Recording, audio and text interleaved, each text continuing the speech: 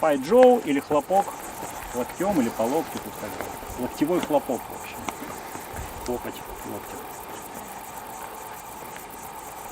Конечное положение. Короткое достаточно действие. С шагом вообще вопросов нет. Стояли в саньбу, откатились чуть-чуть, даже не откатились, а присели чуть-чуть больше на опорную ногу, приподнялся носок, развернули его примерно на 45 градусов наружу, перенесли вес тела. Все. Позиция фактически байбу. То есть раскрыт носок наружу.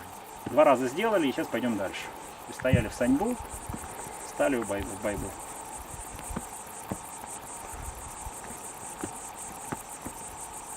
Да? Вопросов точно не должно быть. Теперь руки. Обмахивающее движение такое по диагонали вниз правой ладонью. Как бы срезающее. После чего мы откатываемся, ну присаживаемся фактически на опорную ногу. И закрываем этой ладонью по теперь дуге вовнутрь. То есть получается такая капля, ну как половинка знака инь-ян. Да? И в конечное положение выводим локоть сильно согнут, то есть острый угол, очень острый локтем. И локоть разворачивает, выходит острие локтя. Смотрите, конечное положение, сразу встаньте. Вот позиция байбу, у меня есть центральная линия здесь. И вот я острие локтя вывожу на центральную линию. Кулак горизонтальный, той руки, которая локтем тыкает, кулак горизонтальный. На высоте плеча примерно. Между предплечьями постарайтесь убрать зазоры, вот эти все. То есть притирочку предплечья к предплечью. Пальцы правой руки чуть-чуть выходят за пределы локтя. Не пытайтесь здесь координировать пальцы с локтем, наоборот, они чуть-чуть уходят. Другими словами, левый кулак упирается в правый бицепс. Корпус скручен довольно сильно для того, чтобы вывести левый локоть. И вот тут обычно, сейчас у половины, а то и у большинства будет ошибка, поясница. Тут очень сильно соблазн есть сделать так. Поэтому, как только повели эту форму, поясницу еще больше наполнили. Потому что здесь она будет прогибаться, она просто вот провоцируется на прогиб здесь. Поэтому поясницу сознательно, дополнительно донаполнили. Сейчас сделаем вместе эту форму. Я стану к вам боком, я думаю, так вам будет лучше видно.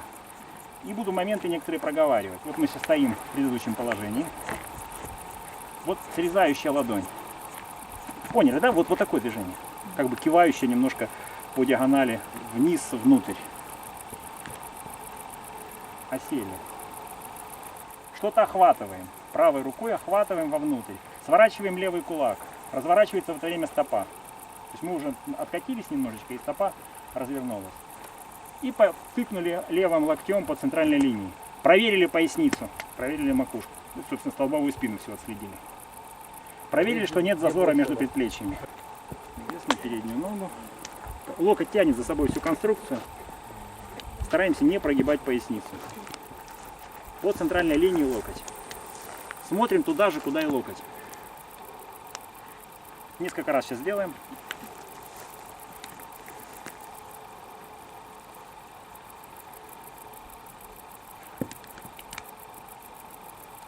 Высота здесь всей конструкции практически высота плеч.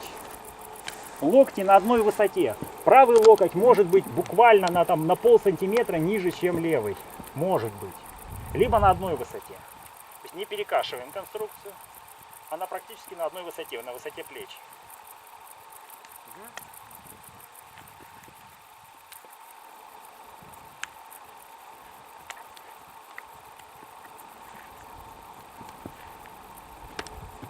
Хлопок больше идет за счет движения локтем, но тем не менее чуть-чуть здесь присутствует и движение ладонью на себя.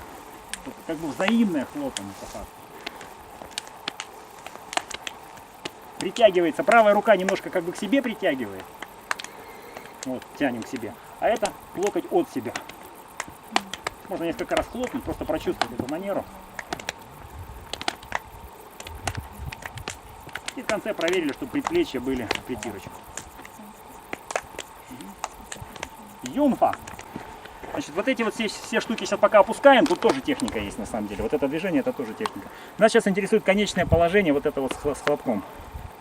Сань, достань. Вот это положение отжимания ноги.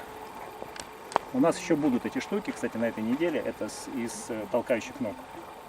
То есть он стоит в левостороннем саньбу, партнер стоит в левостороннем саньбу. Я врезаюсь своей правой стопой шагом байбу и немножечко нажимаю его на колено. Это в данном случае не обязательно, с этой техникой оно на самом деле не очень связано, но просто чтобы стопу сразу запомнить, чтобы Юнг вам больше подсказывала.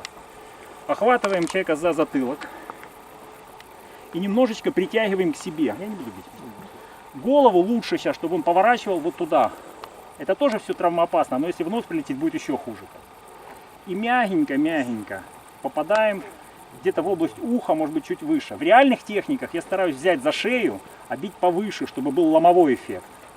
Но чтобы сейчас запомнить ощущение, можно примерно на одной высоте поставить. Это тоже не ошибка. Ну и, кстати, в боевой технике так тоже бывает. То есть удар, если даже идет и на одной высоте, тоже мало хорошего.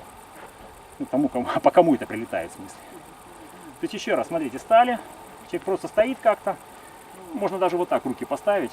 Вот оно движение, это будет первое, как бы вход. Вот он, вход. Вот. Становимся в байбу. Проверили, чтобы стопа была правильно. Захватили за шею. Ну, основание черепа. И вывели конечную форму. Вывели, проверили. Она может чуть-чуть, конечно, отличаться от того, как мы делаем в ТАО. По координации чуть-чуть какие-то будут моменты. Ну, потому что голова все-таки между руками. Ну, по сути, то же самое. Я локоть локоть работает. Да, из Сан Хоу Джоу давайте закрепим.